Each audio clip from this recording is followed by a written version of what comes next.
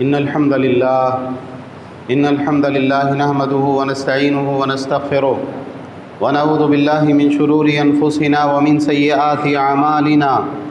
من يهده الله فلا مضل له ومن يضلل فلا هادي له وأشهد أن لا إله إلا الله وحده لا شريك له وأشهد أن محمدا عبده ورسوله يا أيها الذين آمنوا اتقوا الله حق تقاته ولا تموتن إلا وأنتم مسلمون يا أيها الناس اتقوا ربكم الذي خلقكم من نفس واحدة وخلق منها زوجها وبث منهما رجالا كثيرا ونساء واتقوا الله الذي تساءلون به والأرحام إن الله كان عليكم رقيبا يا أيها الذين آمنوا اتقوا الله وقولوا قولا سديدا يصلح لكم أعمالكم ويغفر لكم ذنوبكم ومن يطع الله ورسوله فقد فاز فوزا عظيما أما بعد فإن خير الحديث كتاب الله وخير الهدي هدي محمد صلى الله عليه وعلى آله وسلم وشر الأمور محدثاتها وكل محدثة بدعة وكل بدعة ضلالة وكل ضلالة في النار قال سبحانه وتعالى وقل لعبادي يقول التي هي أحسن إن الشيطان ينزغ بينهم إن الشيطان كان للإنسان عدوا مبينا۔ محترم حضرات، ہر طرح کی تعریف و توصیف، حمد و ثنا، بڑائی، کبریائی تنہا اللہ رب العالمین احکم الحاکمین کے لیے لائق و زیبا ہے، جو سارے جہانوں کا بنانے والا اور پالنے والا ہے، بے حد مہربان، نہایت رحم کرنے والا ہے، روز جزا کا مالک ہے، ہر طرح کا نفع، نقصان، عزت، ذلت تنہا اسی کے ہاتھ میں ہیں۔ وہ جس کو عزت دے اسے کوئی ذلیل نہیں کر سکتا، اور وہ جس کو ذلیل کر دے اس کو کوئی عزت نہیں دے سکتا۔ اور بے شمار درود و سلام کا نزول ہو تمام انبیاء اکرام پر، بالخصوص آخری نبی اور رسول رحمۃ للعالمین جناب محمد الرسول اللہ صلی اللہ علیہ وسلم پر۔ بہرحال حمد و صلوات کے بعد سورہ بنی اسرائیل سے ایک آیت کریمہ کی تلاوت میں نے آپ حضرات کے سامنے کی، جس میں اللہ تعالیٰ نے فرمایا کہ اے محمد صلی اللہ علیہ وسلم، آپ میرے بندوں سے فرما دیجئے، میرے بندوں کو یہ بات بتا دیجئے کہ وہ ہمیشہ اچھی سے اچھی بات کرنے کی عادت ڈالیں، بہتر سے بہتر کلام کرنے کا انداز اختیار کریں، اس لیے کہ شیطان لوگوں کے درمیان میں فساد ڈلواتا ہے، اور شیطان تو انسان کا کھلا دشمن ہے ہی۔ دیکھیے، اسلام دین رحمت ہے۔ جب ہم قرآن کریم کو کھولتے ہیں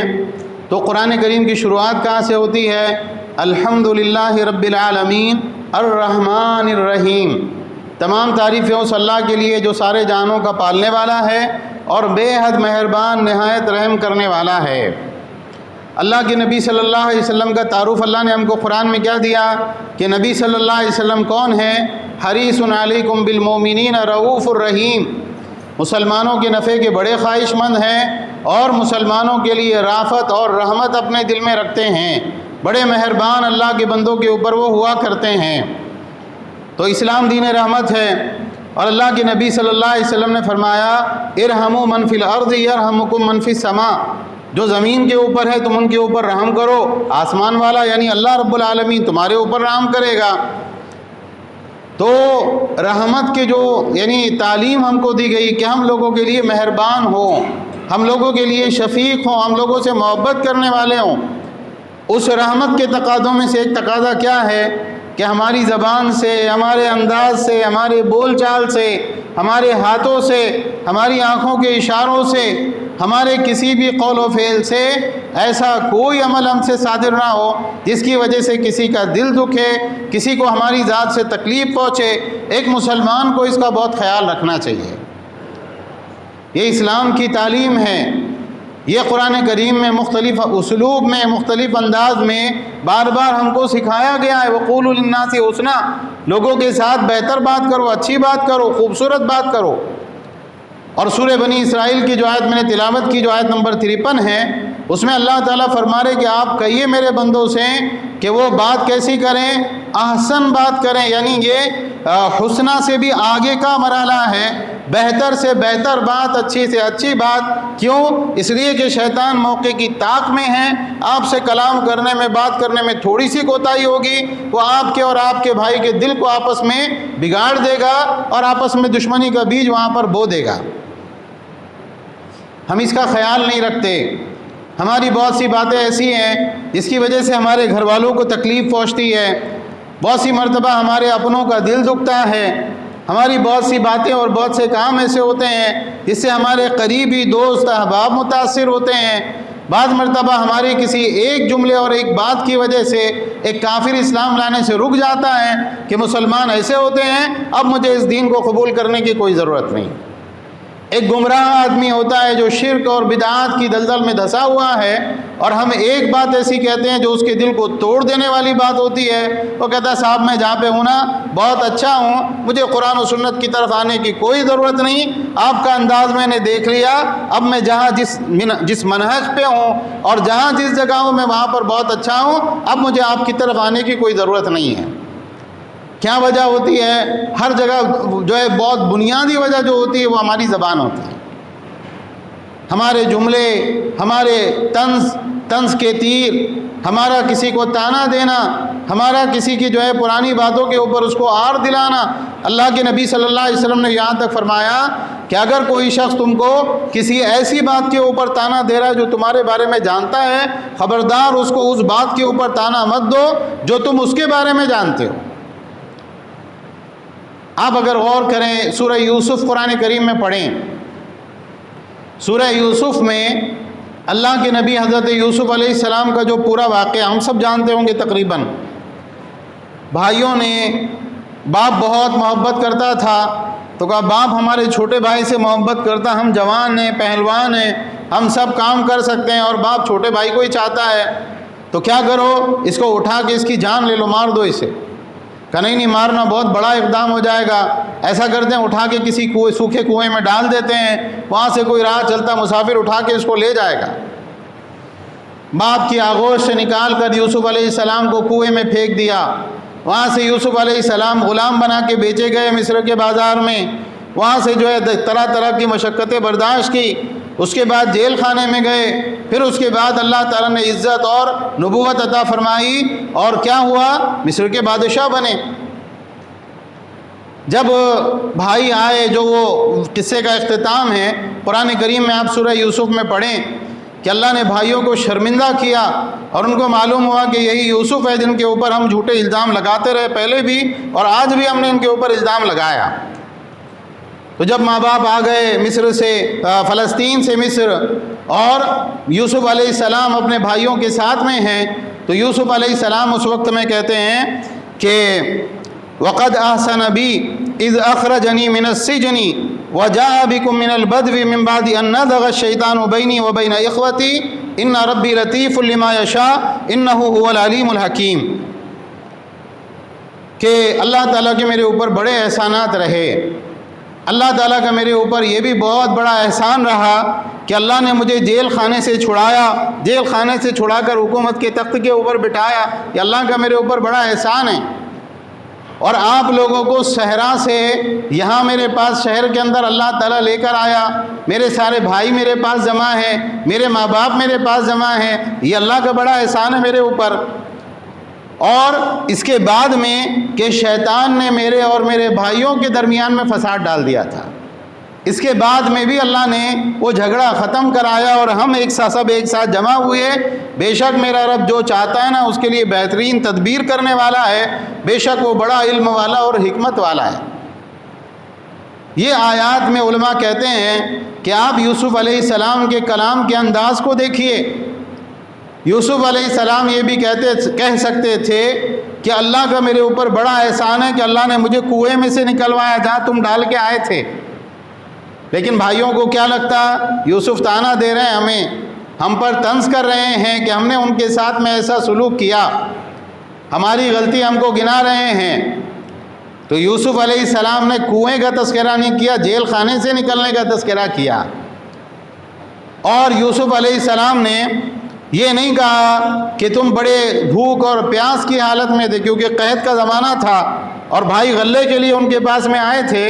تو تم بڑے بھوکے اور پیاسے تھے۔ دیکھو اللہ نے یہاں پہ تم کو لے آیا، اب یہاں پہ ہر طرح کے کھانے اور ہر طرح کی نعمتیں موجود ہیں۔ دیکھو اللہ کا کتنا بڑا احسان ہے۔ یوسف علیہ السلام نے یہ بھی نہیں کہا، بلکہ کیا کہا، اللہ تم کو صحرا سے نکال کے یہاں میرے پاس شہر میں لایا ہے، اور بھائیوں کی دشمنی، بھائیوں کی عداوت اور یوسف کو قتل کرنے کی کوشش، یوسف کو گھر سے بے گھر کرنے کا جو معاملہ ہے، کچھ بھی ذکر نہیں کیا کہ میرے بھائیوں تم نے میرے ساتھ ایسا کیا تھا۔ کیا کہا، شیطان نے میرے اور میرے بھائیوں کے درمیان میں آگ لگائی تھی، اللہ کا احسان ہے کہ وہ آگ بجھ گئی اور ہم پھر سب ایک ساتھ ہیں۔ تو یوسف علیہ السلام نے اپنے کلام سے یہ پوری کوشش کی کہ ایسی کوئی بات نہ ہو کہ وہ بھائی جو گناہ گار ہیں، خائن ہیں، مجرم ہیں، ان کے دل کو کسی بات سے معمولی سا دھکا لگے۔ یہ یوسف علیہ السلام کے اخلاق تھے۔ آج ہم لوگ اس بات کا خیال رکھتے ہیں، آج ہم لوگ اس بات کا خیال نہیں رکھتے۔ اچھا جب کہا جائے کہ بھائی اچھا جانے دو، بس کرو، صبر کرو اور چھوڑو، جھگڑا ختم کرو، آدمی بولتا آپ دیکھتے نہیں اس نے میرے ساتھ میں کیا کیا، کیا دشمنی اس نے میرے ساتھ کی تھی، کیا عداوت اس کی میرے ساتھ میں رہی، کیسا نقصان اس نے مجھ کو پہنچایا، فلاں الزام اس نے مجھ کو لگایا، فلاں بات اس نے میرے ساتھ کی۔ ایک بچے کو، چھوٹے بچے کو اٹھا کے کنویں میں ڈال دینا اور پھر اس کو کسی کے ہاتھوں بیچ دینا غلام بنا کر، اور باپ کی شفقت اور محبت سے ہمیشہ کے لیے دور کر دینا، اس سے بڑا جرم کیا ہو سکتا ہے؟ لیکن یوسف علیہ السلام اللہ کے نبی تھے، نہ صرف انہوں نے دل سے معاف کیا بلکہ آگے ایسی کوئی بات نہیں کی کہ بھائیوں کو اس کے اوپر کوئی طنز اور طعنہ لگے، بالکل رحمت اور درگزر کا معاملہ بھائیوں کے ساتھ اختیار کیا۔ اگر آپ غور کریں گے ہماری شریعت میں، ہمارے دین میں ہم کو بات بات پہ تعلیم دی گئی، کسی کے دل کو ٹھیس مت پہنچاؤ، کسی کو تمہاری وجہ سے تکلیف نہیں ہونا چاہیے۔ اللہ کے نبی صلی اللہ علیہ وسلم کا فرمان ہے، امام احمد نے اس کو روایت کیا، مسند احمد میں 6338 نمبر پر یہ روایت موجود ہے، اور شیخ احمد شاکر نے اس کو صحیح کہا ہے۔ اللہ کے نبی صلی اللہ علیہ وسلم نے فرمایا، اذا کنتم ثلاثة فلا يتناجى اثنان دون الثالث الا باذنه من اجل ان ذلك يؤذنه، کہ جب تم 3 افراد ہو کہیں پر ایک ساتھ میں، تو 2 افراد ایک شخص کو چھوڑ کے سرگوشی نہ کرے الا یہ کہ اس سے اجازت لے لیں۔ کیا وجہ ہے اس کی وجہ یہ ہے کہ اس کی وجہ سے اس کو غم لاحق ہوگا، وہ پریشان ہوگا، اس کو اپنی انسلٹ اور توہین محسوس ہوگی کہ یار یہ 2 باتیں خسر پھسر کر رہے ہیں، سرگوشی کر رہے ہیں اکیلے میں، پتہ نہیں شاید میرے بارے میں کوئی بات کر رہے ہوں گے، اس وجہ سے یہ دونوں الگ مجھ کو نہیں سننے دے رہے ہیں، اپنی چپکے بات کر رہے ہیں، اس کا مطلب میرے بارے میں شاید کوئی بات چل رہی ہے۔ اور علماء نے اس حدیث کی شرح میں لکھا کہ اگر 4 لوگ ہیں، 5 لوگ ہیں، اور وہ 4-5 لوگ مشورہ کر رہے، کوئی بات کر رہے، ایک آدمی کو بول رہے آپ تھوڑا ادھر جاؤ، تو کیا ہوگا، اس کا جتنے لوگ زیادہ ہوں گے اس جرم کی قباحت اور برائی اور زیادہ بڑھے گی۔ ہاں اگر 2 انسان ہیں، بہت ضروری کہ ان کو کوئی بات کرنا ہے، وہ اپنے اس بھائی سے کہیں کہ بھائی دیکھو مسئلہ ایسا ہے، ہماری کاروبار کی کوئی بات ہے، کوئی ایسا مسئلہ ہے ہمارا کچھ جس کی وجہ سے ہمارے لیے بات کرنا ضروری، آپ سے متعلق کوئی بات نہیں، آپ اگر بولیں گے تو ہم تھوڑا سا پرائیویٹ میں بات کر لیتے ہیں، تو وہ آدمی خود یہ کہے گا کہ اچھا جائیے آپ بات کر لیجئے، مجھے کوئی اعتراض نہیں ہے۔ تو اس کی اجازت ہے تو ٹھیک ہے، اس کی اجازت کے بغیر آپ جو ہے 2 لوگ بات کریں اور ایک آدمی اکیلا ادھر بیٹھا ہو، اللہ کے نبی صلی اللہ علیہ وسلم نے اس سے بھی منع کیا۔ اور علماء نے اس حدیث کے ضمن میں یہ بات کہی ہے کہ ایسا ہی ہے، یہ ضمن میں یہ بات بھی آتی ہے کہ 3 لوگ ایک زبان جانتے ہیں اور اس میں سے 2 لوگ کوئی دوسری زبان کے اندر بات کر لیں جو تیسرے کو نہیں آتی، علماء نے کہا منع ہے، کیوں؟ اس کی وجہ سے یہ تیسرے آدمی کو توہین محسوس ہوگی۔ 3 لوگ موجود ہیں، 2 آدمی گجراتی میں شروع ہو جائیں، تو سامنے والا بولے گا کیا یہ بات کر رہے، کیا شاید میرے بارے میں کوئی بات ہو رہی ہوگی۔ اللہ کے نبی صلی اللہ علیہ وسلم نے فرمایا، عبداللہ بن عمر رضی اللہ عنہ کی روایت ہے، لا يقيم الرجل من مجلسه او من مقعده ثم يجلس فيه ولكن تفسحوا وتوسعوا، کسی آدمی کو اختیار نہیں کہ وہ پیچھے سے آئے اور آ کے کسی آدمی کو اٹھائے کہ اٹھو یہاں سے، یہ میری جگہ ہے، میں یہاں پر ہمیشہ بیٹھتا ہوں، اور اس کے بعد میں اس کو اٹھا کے اس کی جگہ بیٹھے، بلکہ اللہ کے نبی صلی اللہ علیہ وسلم نے کیا فرمایا؟ آپ نے کہا تفسحوا و توسعوا، مجلس کو وسیع کرو، تھوڑے سب لوگ پھیل جاؤ اور اس نئے آدمی کے لیے جگہ بناؤ، لیکن کسی کو یہ حق نہیں کہ کسی آدمی کو اٹھا کے پھر اس کی جگہ پہ بیٹھے۔ تو یہ آداب ہے ہماری شریعت میں، ہمارے دین میں۔ اللہ کے نبی صلی اللہ علیہ وسلم نے فرمایا لیس منا من لم یوقر کبیرنا ویرحم صغیرنا، اس آدمی کا ہم سے کوئی تعلق نہیں جو ہمارے بڑے کی توقیر نہ کرے اور ہمارے چھوٹے کے ساتھ شفقت، رحمت اور مہربانی کا معاملہ نہ کرے۔ آج بہت سی مرتبہ یہ ہوتا ہے، ایک مسلمان ہے جس کی عمر زیادہ ہے، داڑھی اس کی مکمل سفید ہو چکی ہے، عمر اس کی آپ سے زیادہ ہے، آپ کے باپ سے بھی زیادہ ہے، لیکن آج مسلمان نوجوانوں کے اخلاق اگر آپ دیکھیں گے تو آپ یہ بات محسوس کریں گے کہ پہلے جو ایک بڑوں کی عزت کا، ان کی جو ہے ان کے ساتھ بڑائی کا معاملہ ہوا کرتا تھا، آج دور دور تک ہمارے بچوں اور ہمارے نوجوانوں میں یہ چیز موجود نہیں ہے۔ اللہ کے نبی صلی اللہ علیہ وسلم ایسے لوگوں کے بارے میں کیا کہہ رہے ہیں؟ اس کا ہم سے کوئی تعلق نہیں، وہ ہماری سنت کے اوپر نہیں ہے، وہ ہمارے طریقے کے اوپر نہیں ہے، وہ ہم جیسا نہیں ہے، جو ہمارے بڑوں کی توقیر نہ کرے اور ہمارے چھوٹوں کے ساتھ رحمت کا اور شفقت کا معاملہ نہ کرے۔ آپ اگر غور کریں اس بات کے اوپر، بڑائی بہت ساری چیزوں کی وجہ سے ہوتی ہے، عمر کی وجہ سے بڑائی ہوتی ہے، اسی طرح سے علم کی وجہ سے بڑائی ہوتی ہے۔ ایک آدمی کی عمر کم ہو لیکن وہ علم میں اور جو ہے دین کے معاملے میں آپ سے زیادہ جانکار ہے، وہ آپ سے بڑا ہے۔ اگر ایک آدمی رشتے میں آپ سے بڑا ہے تو وہ آپ سے بڑا ہے۔ ایک آدمی کا سسر اس کے باپ کی جگہ ہوتا ہے، ایک آدمی کا چچا، ایک آدمی کا تایا اس کے باپ کی جگہ ہوتا ہے۔ تو جو رشتے میں آپ سے بڑا ہو، جو عمر میں آپ سے بڑا ہو، جو تجربے میں آپ سے بڑا ہو، آپ کسی جگہ ملازم ہوئے اور ایک آدمی سالوں سے وہاں پر کام کرتا چلا آ رہا ہے، آپ کو اپنے سینئر کو عزت دینا چاہیے۔ تو یہ تعلیم ہم کو اللہ کے نبی صلی اللہ علیہ وسلم نے دی۔ اسی طرح سے چھوٹوں کے ساتھ شفقت اور مہربانی کا معاملہ کرنا۔ ایک جو ہے دو لوگ آئے اللہ کے نبی صلی اللہ علیہ وسلم کی مجلس میں، اور ایک بڑا تھا رشتے کے اعتبار سے، عمر کے اعتبار سے، ایک چھوٹا تھا،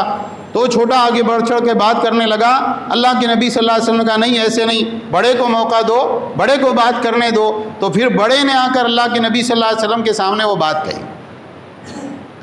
اسی طرح سے آپ دیکھیں کہ آپ صلی اللہ علیہ وسلم احرام کی حالت میں تھے، کسی آدمی نے آپ ہی کے لیے شکار کیا، اور مسئلہ کیا ہے؟ محرم جو شخص ہوتا ہے احرام کی حالت میں جو ہوتا ہے، نہ وہ خود شکار کر سکتا ہے، نہ ہی اس کے لیے خاص جو شکار کیا جائے وہ شکار کھا سکتا ہے۔ تو وہ ہدیہ لے کر آئے آپ صلی اللہ علیہ وسلم کے پاس میں، آپ نے وہ ہدیہ لوٹا دیا۔ حالانکہ آپ صدقہ رد کر دیتے تھے، ہدیہ قبول کرتے تھے، آپ صدقہ نہیں لیتے تھے، لیکن ہدیہ آپ کسی کا بھی وہ قبول کر لیتے تھے۔ تو آپ نے ان کے چہرے کے اوپر ایک ناگواری دیکھی۔ جب آپ نے کہا کہ ہم یہ نہیں لے سکتے، تو آپ صلی اللہ علیہ وسلم نے ان کو بلایا اور آپ نے کہا ہم اس لیے آپ کا ہدیہ لوٹا رہے ہیں کیونکہ ہم احرام کی حالت میں ہیں، ہمیں یہ استعمال کرنا جائز نہیں، اس کے لیے ہم آپ کا ہدیہ واپس کر رہے ہیں۔ بہت سی مرتبہ جب آپ کو کوئی کھانے کی دعوت دے، جب آپ کے لیے کوئی ہدیہ اور تحفے میں کوئی چیز لائے، جب آپ کے ساتھ کوئی احسان کا معاملہ کرے، آدمی بولتا نہیں چاہیے اور اس کی بات کو رد کر دیتا ہے، اس کی چیز اس کو لوٹا دیتا ہے، دعوت کو رد کر دیتا ہے۔ اگر کوئی انسان کسی کی دعوت کو رد کرے، اس کو چاہیے کہ اپنا عذر پیش کرے کہ بھائی میرے ساتھ یہ مسئلہ ہے، اس کے لیے میں آپ کے گھر پہ نہیں آ سکوں گا۔ تو یہ تعلیم ہے کہ آپ سب کے لیے خیر کا باعث ہوں، لوگوں کو آپ سے کوئی اذیت نہ پہنچے، آپ کے رویے سے، آپ کے قول سے، آپ کے عمل سے، آپ کی بات سے آپ لوگوں کو لے کے چلیں۔ کیوں؟ ہم اس نبی کے امتی ہیں جو نبی رحمت تھے۔ جیسے ہمارے نبی کا انداز ہے، ایسے ہی عام لوگوں کے ساتھ، جاہلوں کے ساتھ، عام مسلمانوں کے ساتھ ہمارا رویہ ہونا چاہیے۔ صحیح بخاری کے اندر ایک روایت ہے، اللہ کے نبی صلی اللہ علیہ وسلم کی مجلس لگی ہوئی تھی مسجد نبوی کے اندر۔ ایک آدمی شاید نیا مسلمان ہوا تھا، وہ آیا اور آنے کے بعد میں اللہ کے نبی صلی اللہ علیہ وسلم کے ساتھ بیٹھ کے اس نے کچھ بات چیت کی، سوال جواب کیے، اور اس کے بعد اس کو پیشاب کا تقاضا ہوا تو وہ آدمی اٹھا، تھوڑی دور گیا اور مسجد کے اندر کے احاطے میں مسجد کی دیوار کے ساتھ کھڑے ہو کے پیشاب کرنے لگا۔ اب صحابہ اٹھ کے ایک دم اس کو مارنے کے لیے دوڑے، ایک دم غصے کی حالت میں اس کو ڈانٹنے کے لیے، منع کرنے کے لیے، لیکن اللہ کے نبی صلی اللہ علیہ وسلم نے کہا اس کو کرنے دو۔ کیا وجہ ہے؟ وہ پیشاب کرنا شروع کر چکا تھا، اگر اس کو روکا جاتا، اگر اس کو منع کیا جاتا، اگر اس کے ساتھ سختی کا معاملہ کیا جاتا، وہ بھاگتا، اس کا سطر بھی نظر آتا، اور کیا ہوتا؟ مسجد اور زیادہ گندگی سے آلودہ ہوتی۔ جب وہ آدمی پیشاب سے فارغ ہو گیا، آپ نے اس کو بلایا اپنے پاس میں، اور ایک صحابی کو حکم دیا کہ پانی کا ایک ڈول لو اور جہاں پر اس نے پیشاب کیا ہے وہاں پر پانی کا ایک ڈول بہا دو۔ اور وہ آدمی ڈرتا کانپتا اللہ کے نبی صلی اللہ علیہ وسلم کی خدمت میں آیا۔ آپ نے نہ اس کو ڈانٹا نہ اس کو مارا، بلکہ آپ صلی اللہ علیہ وسلم نے اس سے کیا کہا؟ ان هذه المساجد لا تصلح لشيء من هذا البول ولا القذر، کہ پیارے بھائی یہ جو مساجد ہیں یہ اس طرح کے پیشاب اور گندگی کے لیے نہیں بنائی جاتی ہے۔ وَإِنَّمَا هِيَ لِذِكْرِ اللَّهِ وَالصَّلَاةِ وَقِرَاءَةِ الْقُرْآنِ، یہ مساجد جو ہیں یہ اللہ کے ذکر کے لیے، نماز کے لیے اور قرآن پڑھنے کے لیے بنائی جاتی ہے۔ بالکل نرمی سے، محبت سے۔ کیوں؟ اس لیے کہ جاہل تھا، اس کو علم نہیں تھا، ابھی نیا نیا مسلمان ہوا تھا، ابھی کسی نے اس کو وہ مسئلہ سکھایا نہیں تھا۔ تو جو آدمی جانتے بوجھتے غلطی کرے اس کے ساتھ رویہ الگ ہونا چاہیے، لیکن ایک آدمی اپنی جہالت کی وجہ سے، کم علمی کی وجہ سے برے سے برا کام کر رہا ہے نا، آپ کا اس کو تعلیم دینے کا اور اس کو سمجھانے کا انداز الگ ہونا چاہیے۔ آپ غور کریں اس سے بری بات اور کیا ہو سکتی ہے؟ ایک آدمی اللہ کے گھر کے اندر آ کر پیشاب کرے، اللہ کے گھر کو گندا کرے، اس سے بڑھ کے برا کام کیا ہو سکتا ہے؟ لیکن آپ صلی اللہ علیہ وسلم اس آدمی کی حیثیت کو دیکھ رہے ہیں، اس کے جو ہے معاملات کو دیکھ رہے ہیں کہ یہ نیا مسلمان، ابھی اس کو کچھ بھی علم نہیں ہے، اس کو کسی نے سکھایا نہیں، کسی نے تعلیم نہیں دی، اس کا مطلب ابھی یہ کرے گا اس طرح کی حرکت۔ ہمارا کام کیا ہے؟ ہمارا کام اس کو سکھانا اور سمجھانا ہے۔ اسی طرح سے آپ دیکھیں اللہ کے نبی صلی اللہ علیہ وسلم نے فرمایا لا تدیم النظر الی المجذومین، ایک جذام کی بیماری کا شکار جو انسان ہوتا ہے، آپ نے کہا خبردار اس کو ٹکٹکی باندھ کے مت دیکھو۔ جذام کی بیماری کیا ہوتی ہے؟ جیسے کوڑ کی بیماری ہوتی ہے کہ انسان کے ہاتھ پیر پہ چٹے آ جاتے ہیں، اس سے زیادہ بری بیماری جذام کی بیماری ہوتی ہے، جو نہ صرف یہ کہ انسان کے جسم کے اوپر ہوتی ہے، اس کے کھال کے اوپر، بلکہ اس کے گوشت اور اس کی ہڈیوں کے اوپر بھی اس کا اثر ہوتا ہے۔ بعض مرتبہ اس کی انگلیاں جو ہے گلنے اور جو ہے گرنے لگ جاتی ہیں۔ تو بہت سارے لوگ اس بیماری کے اندر مبتلا ہوا کرتے تھے۔ اب یہ ہے کہ ایک جذام کا مریض بیٹھا ہے اور آپ اس کو دیکھ رہے ہیں بار بار طرز کے انداز میں، یا اس کو حقارت کی نگاہ سے، اس کو تکلیف ہوگی، اس کو برا لگے گا، تو آپ نے کہا نہیں، جیسے نارمل انسانوں کے ساتھ تم رہتے ہو ایسے اس کو بس دیکھو اور نظر انداز کرو۔ ایسا نہیں ہونا چاہیے کہ تم اس کو ٹکٹکی لگا کر دیکھو۔ تو یہ بیماروں کے ساتھ اللہ کے نبی کا معاملہ ہے۔ اسی طرح سے آپ نے ایک دعا تعلیم دی، جب ایک انسان کسی کو مصیبت میں، بڑی بیماری کے اندر مبتلا دیکھے تو کیا کہے؟ الحمدللہ الذی عافانی مما ابتلاک بہ وفضلنی علی کثیر ممن خلق تفضیلا۔ تمام تعریفیں اس اللہ کے لیے ہے کہ جس مصیبت کے اندر یہ مبتلا ہے اللہ نے مجھے اس سے عافیت دی اور مجھے اپنے بہت سے بندوں کے اوپر فضیلت بخشی ہے۔ علماء نے اس حدیث کے ضمن میں بات کہی ہے کہ یہ دعا آپ کو بیمار کے سامنے بیٹھ کے نہیں پڑھنی ہے، وہ تو اس کو برا لگے گا کہ بھائی میں بیمار ہوں اور میرے ساتھ جو ہے میرا برا حال ہے اور یہ آدمی اللہ کا شکر ادا کر رہا ہے، تو دل میں پڑھے، خاموشی کے ساتھ پڑھے، اس کے پاس سے تھوڑا ہٹ کر پڑھے، لیکن ایک دم اس کے منہ کے اوپر جو ہے یہ دعا پڑھنے سے علماء نے عام طور سے روکا ہے کہ آپ کو سائیڈ میں جا کر جو ہے یہ دعا پڑھنا چاہیے۔ اللہ کے نبی صلی اللہ علیہ وسلم کی ایک تعلیم یہ ہے کہ ہم اپنے نوکر چاکر، غلام اور باندیاں جو ہوتی تھی پہلے، اب تو غلام اور باندیوں کا سسٹم ختم ہو گیا، لیکن نوکر ہوتے ہیں، کام کرنے والے ہمارے ماتحت ہوتے ہیں، آپ صلی اللہ علیہ وسلم کو اتنی فکر تھی ان لوگوں کی کہ آپ نے وفات سے پہلے بھی یہ فرمایا تھا الصلاۃ الصلاۃ وما ملکت ایمانکم، لوگوں نماز کی فکر کرنا، نماز کی فکر کرنا، اور دیکھو جو تمہارے ہاتھ کے نیچے ہیں نا، جو تمہارے ماتحت ہے، تمہارے غلام اور باندیاں ہیں، ان کے بارے میں اللہ سے ڈرنا، ان کے ساتھ حسن سلوک کا معاملہ رکھنا۔ آج ہم کرتے ہیں، اکثر لوگ اس سے واقف نہیں ہیں، بلکہ بہت سی مرتبہ جب ایک آدمی کا کام بڑا ہوتا ہے، اللہ نے بہت پیسہ دیا، بہت مال دیا، اور دسیوں لوگ اس کے ماتحتی میں کام کر رہے ہیں، تو بعض مرتبہ آدمی سخت انداز میں ان کے ساتھ میں رہتا ہے، ان سے بات چیت کرتا ہے، ان کے ساتھ ان کا رویہ سخت ہوتا ہے، اور وجہ کیا ہوتی ہے؟ صاحب ان کو زیادہ منہ لگائیں گے نا سر پہ چڑھ جائیں گے، غریب لوگ ہیں تو زیادہ ان کو بھاؤ دینے کی ضرورت نہیں، سختی کا ہی رویہ ان کے ساتھ میں ہونا چاہیے، تبھی یہ لوگ سیدھے رہتے ہیں۔ اللہ کے نبی صلی اللہ علیہ وسلم نے اپنے جو ہے خادموں کے بارے میں یہ بات ارشاد فرمائی کہ جب تمہارا خادم کھانا پکا کر تمہارے پاس لے کر آئے، ایک آپ نے جو ہے کسی عورت کو ملازمت پہ رکھا جو کھانا پکاتی ہے، کوئی آدمی ملازم رکھا جو کھانا پکاتا ہے، تو آپ نے کہا فَإِن لَّمْ يَجْلِسْهُ مَعَهُ فَلْيُنَاوِلْهُ لُقْمَةً أَوْ لُقْمَتَيْنِ فَإِنَّهُ وَلِيَ عِلَاجَهُ، تو اگر اس کو ساتھ میں بٹھا کے کھلا نہیں سکتا ہے، کم سے کم یہ کرے کہ ایک دو لقمے اٹھا کے کھانے میں سے اس کو دے کہ یہ لو تھوڑا سا آپ بھی چکو، تھوڑا سا کھانا آپ بھی کھاؤ۔ اصل حکم کیا ہے؟ اصل حکم تو یہ ہے کہ آپ کا ملازم ہے جو آپ کے لیے کھانا پکا رہا ہے، گرمی کے اندر چولہے کی بھاپ کو برداشت کر رہا ہے، پسینہ اس کو آ رہا ہے، مشقت اس نے برداشت کی ہے، کھانا لے کر وہ آیا، آؤ بیٹھو تم بھی ہمارے ساتھ بیٹھو اور تم بھی ہمارے ساتھ کھانا کھاؤ۔ لیکن اتنے اخلاق آپ کے نہیں ہیں، تو آپ کو کیا کرنا چاہیے؟ تھوڑا کھانا نکال کے الگ سے اس کو دیں کہ جا بھائی تو وہاں بیٹھ کے کھا لے، تو بھی اس کھانے کو چکھ لے۔ کیوں؟ کھانا پکایا تو اس نے ساری تکلیف اس نے برداشت کی، اور اس کو ایک لقمہ بھی وہ کھانے میں سے لینے کی اجازت نہ ہو، تو یہ اس کے ساتھ ایک طرح کی ناانصافی۔ اللہ کے نبی صلی اللہ علیہ وسلم کے زمانے میں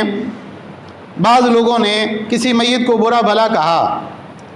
تو آپ صلی اللہ علیہ وسلم نے فرمایا لا تسبوا الاموات فتؤذوا الاحیاء، تم مردوں کو برا بھلا نہ کہو، اس کی وجہ سے زندوں کو تکلیف ہوگی۔ بہت سی مرتبہ ایک آدمی بہت برا تھا، بہت شرابی، زانی، جواری، چور قسم کا آدمی تھا، مر گیا۔ مرنے کے بعد میں سب لوگ مل کے بات کر رہے اتنا برا تھا، دیکھو کیا کیا اس نے کام کیے، کیسی بری حرکتیں کی، کیسے برے کام اس نے کیے۔ اب اس کے بیٹے ہیں، اس کی بیٹیاں ہیں، اس کے بھائی بہن ہیں، اس کے گھر والے ہیں، ہر کسی کے منہ سے وہ جملے سن رہے ہیں، جانے والا تو چلا گیا، اب ساری تکلیف کس کو ہو رہی ہے؟ زندوں کو ہو رہی ہے۔ اگر مرنے والے کا شر بھی اس کے ساتھ ختم ہو چکا ہے، اگر ایک آدمی شرابی تھا، قبر میں جا کے تو شراب نہیں پیے گا، ایک آدمی چور تھا تو اب چوری اس کی ختم ہو گئی، اب جا کے وہ قبر میں سے نکل کے چرانے کے لیے نہیں آئے گا۔ ایک آدمی زانی تھا، مر گیا، اس کا کھاتا بند ہو گیا۔ جس آدمی کا شر بھی اس کے ساتھ مر گیا ہو، اس آدمی کے بارے میں برا بھلا کہنے کی اجازت نہیں، وہ مر گیا، اللہ کے پاس چلا گیا، اب اللہ تعالیٰ اس کے معاملے کو دیکھے گا۔ حضرت عائشہ رضی اللہ تعالیٰ عنہ کو ایک آدمی نے بہت تکلیف پہنچائی جنگ کے معاملات میں، جنگ جمل کے موقع پر، وہ ہمیشہ اس کا ذکر آتا تو عائشہ رضی اللہ تعالیٰ عنہ اس کے بارے میں بددعائی یہ جملے نکالتی۔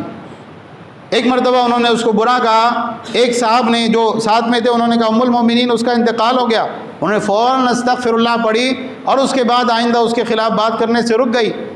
لوگوں نے کہا ایسا کیوں؟ کہا میں نے اللہ کے نبی صلی اللہ علیہ وسلم سے سنا ہے کہ میت کو برا بھلا نہیں کہنا چاہیے، اس لیے کہ وہ اپنے کرموں کے ساتھ میں، اپنے کاموں کے ساتھ اللہ کی بارگاہ میں چلا گیا، اب وہ چلا گیا، اب اس کا میرا معاملہ اللہ کے حوالے، اب میں اس کے بارے میں کچھ نہیں کہتی۔ لیکن جس آدمی کا شر اس کے مرنے کے بعد زندہ ہو، اس کے برے خیالات، اس کی بری باتیں، اس کی جو ہے بدعت اور شرک پر مبنی تقریریں، اس کے ویڈیوز، اس کی کتابیں، تو اس کو زندگی میں بھی برا کہا جائے گا اور مرنے کے بعد میں بھی برا کہا جائے گا۔ کیوں؟ اس لیے کہ اس میں زندوں کی خیر خواہی ہے۔ اگر آپ اس کو اچھا کہنا شروع کر دیں گے یا آپ کم سے کم اس کو برا نہیں کہیں گے تو لوگ کہیں گے اتنے بڑے عالم تھے، ان کے سامنے ان کا تذکرہ ہے، وہ تو اس کے بارے میں کچھ بھی نہیں بولتے تھے، اس کا مطلب یہ ہے کہ وہ اچھا آدمی تھا۔ تو بہرحال ہمارے دین کا خلاصہ کیا ہے کہ ہم اچھی باتیں کریں، بری باتوں سے، غلط باتوں سے اپنے آپ کو بچائیں۔ اللہ تعالیٰ نے کہا قل وقولوا للناس حسنا، لوگوں کے ساتھ بہتر کلام کرو، اور قل لعبادی یقولوا التی ہی احسن، آپ میرے بندوں سے کہیے کہ وہ ہمیشہ اچھی سے اچھی بات کریں، اس لیے کہ شیطان طاق میں ہے کہ کوئی بری بات آپ کی زبان سے نکلے اور وہ اس کے ذریعے سے لوگوں کے درمیان میں آگ لگا دے، لوگوں کے درمیان میں پھوٹ ڈلوا دے۔ اللہ کے نبی صلی اللہ علیہ وسلم نے مسلمان کی تعریف کیا کی ہے اور مومن کس کو قرار دیا ہے؟ بہت مشہور روایت ہے، صحیح بخاری اور صحیح مسلم میں یہ حدیث موجود ہے۔ آپ نے کہا المسلم من سلم المسلمون من لسانه ويده والمؤمن من امنه الناس على دمائهم واموالهم، مسلمان وہ ہے جس کی زبان سے اور اس کے ہاتھ سے دیگر مسلمان محفوظ ہوں، اور مومن وہ ہے جس کی وجہ سے یعنی جس سے لوگ اپنے خون کے بارے میں اور اپنے مال کے بارے میں بالکل مامون اور محفوظ ہوں کہ بھئی یہ مومن آدمی ہے، یہ کبھی بھی ہم پر بلا وجہ حملہ نہیں کرے گا، بلا وجہ ہمارا مال نہیں لوٹے گا، لوگ بالکل امن میں ہو، ایسا آدمی مومن ہے۔ اور جس آدمی کے بارے میں لوگوں کو گارنٹی ہے کہ یار میرے بارے میں انہوں نے برا کہا، ہو ہی نہیں سکتا کہ وہ میرے بارے میں برا کہیں، وہ تو بڑے اچھے مسلمان آدمی ہیں، وہ کبھی میرے پیٹھ پیچھے میری غیبت کرے، میری چغلی کرے، میرے اوپر کوئی بہتان اور الزام لگائے، ایسا تو ہو ہی نہیں سکتا ہے۔ جب ایک آدمی کا معاملہ یہ بن جائے وہ واقعی سچا مسلمان ہے۔ زبان بھی لوگوں کے بارے میں خاموش، ہاتھ بھی لوگوں کے بارے میں بالکل جو ہے اپنے ہاتھوں کو بھی بچا کے رکھا ہے، زبان کو بھی بچا کے رکھا ہے، اپنا رویہ بھی اچھا رکھا ہے، لوگوں کو دیکھتا ہے تو مسکرا کے ان سے ملاقات کرتا ہے، خندہ پیشانی سے لوگوں سے بات کرتا ہے۔ یہ ہمارے نبی کی تعلیم ہے اور یہ رویہ ہم کو اختیار کرنا چاہیے۔ سب کے لیے رحمت والے، سب کے لیے نرم دل اور مہربان، سب کے لیے جو ہے کشادہ دل، یہ رویہ جب تک ہمارے اندر نہیں آئے گا اس وقت تک جو ہے ہمارے کام سیدھے نہیں ہو سکتے ہیں۔ اللہ تعالی ہم سب کو کہنے سننے سے زیادہ عمل کی توفیق عطا فرمائیں۔ ساری دنیا کے اندر جہاں جہاں مسلمان پریشان حال ہے، اللہ ان کی پریشانیوں کو دور فرما۔ جو مسلمان مقروض ہیں اللہ ان کے قرضے ادا فرما۔ جو مسلمان بے روزگار ہیں اللہ ان کو حلال طیب روزگار عطا فرما۔ اللہ ہماری روزیوں میں برکت عطا فرما۔ اللہ ہماری روزیوں میں برکت عطا فرما۔ جو بیمار ہیں اللہ ان کو شفائے کاملہ عاجلہ عطا فرما۔ جو گزر چکے اللہ ان کی قبروں کو نور سے بھر دے۔ عذاب قبر سے ان کی حفاظت فرما، قبر کی سختی سے اللہ ان کی حفاظت فرما، اور ہم سب کو اپنی موت کی، قبر کی، آخرت کی زیادہ سے زیادہ تیاری کرنے کی توفیق عطا فرما۔ اللہ ہم سب کی مغفرت فرما، ہمارے صغیرہ اور کبیرہ گناہوں کو معاف فرما، 5 وقتہ نمازوں کی پابندی کی توفیق عطا فرما، بری عادتوں سے، بری صفات سے اللہ ہم سب کی حفاظت فرما۔ جب تک زندہ رکھ، اسلام اور ایمان پر زندہ رکھ، اور اسلام اور ایمان ہی کی حالت میں ہم کو وفات عطا فرما۔ آمین۔ وآخر دعوانا ان الحمد للہ رب العالمین۔